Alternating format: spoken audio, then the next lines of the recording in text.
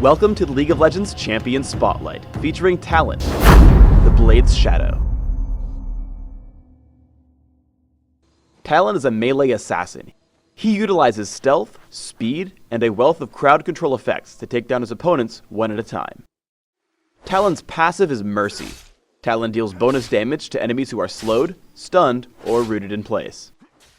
Noxian Diplomacy causes Talon's next attack to deal bonus damage and inflict a bleed on the target. This bleed deals damage and reveals the target over the next few seconds. Activating Noxian Diplomacy resets Talon's attack timer, so using it immediately after landing a basic attack will increase your damage output. Rake sends out a wave of blades that return immediately after. These blades damage and slow all enemies they encounter. Cutthroat causes Talon to blink to target enemy. Immediately after blinking, the target is silenced and receives bonus damage from Talon for a short time. Shadow Assault is Talon's ultimate. On activation, Talon sends out a ring of blades and turns invisible. While invisible, Talon enjoys bonus movement speed. After a few seconds, or after attacking a target, Talon reappears and the blades rush back to him. These blades damage all enemies they hit, both on the way out and back to Talon. I face Nidalee in top lane. I generally have enough mana to constantly harass with Cutthroat, Rake, and Noxian Diplomacy. I focus on killing minions but always jump on her whenever I can.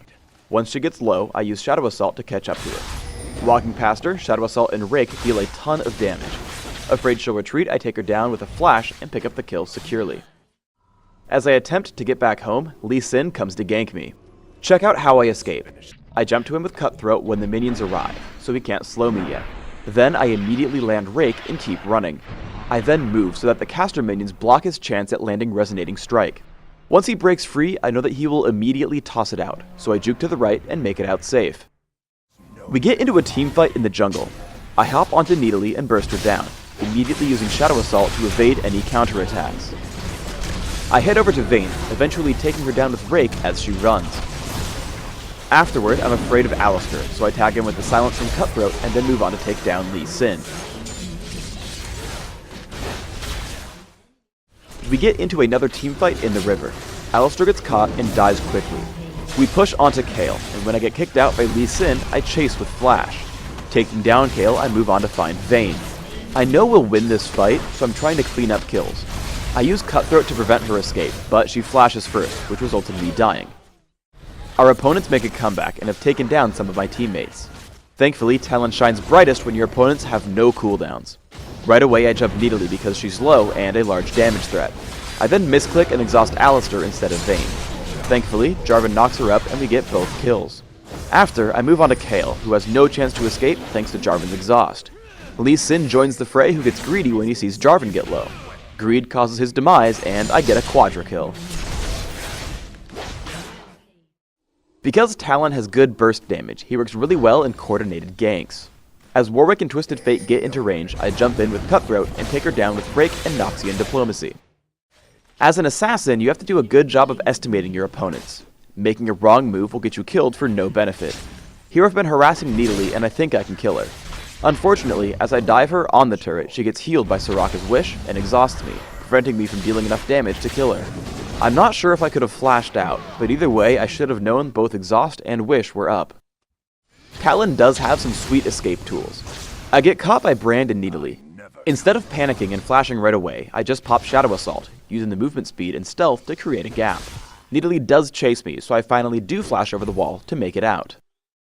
I push Nidalee to her turret and use Talon's largest burst combo. I flash into range and use Cutthroat. First I hit her with Rake, giving me 2 damage amplifications. Then I pop Shadow Assault and immediately attack, causing the blades to hit her twice while I deal bonus damage.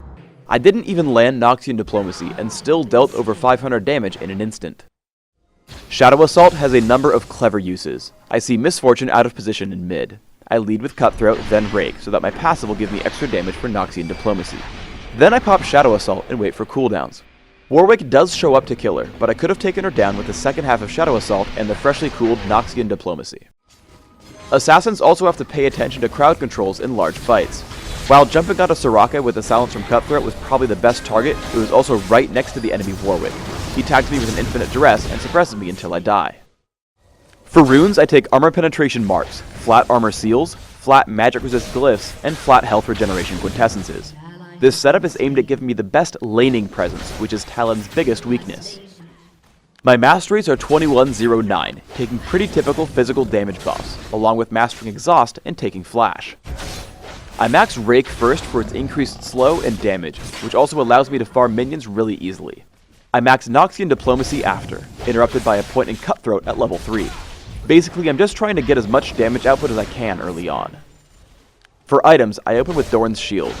If you're having trouble early on, a Doran's Blade or two can hold you over while you build Berserker's Greaves. After, I grab Yomu's Ghost Blade as soon as possible, and transition into my bigger damage items with Bloodthirster and Infinity Edge. There are 2 items that I consider must-buy on Talon. Frozen Mallet will slow enemies on every attack, which guarantees your passive damage increase. Quicksilver Sash is the only way for you to remove Exhaust, so if you get stopped by enemy summoner spells, make sure to grab this item. Thanks for tuning in to the Talon Champion Spotlight. Please subscribe to the Riot Games YouTube channel up top and leave us a comment just below the video.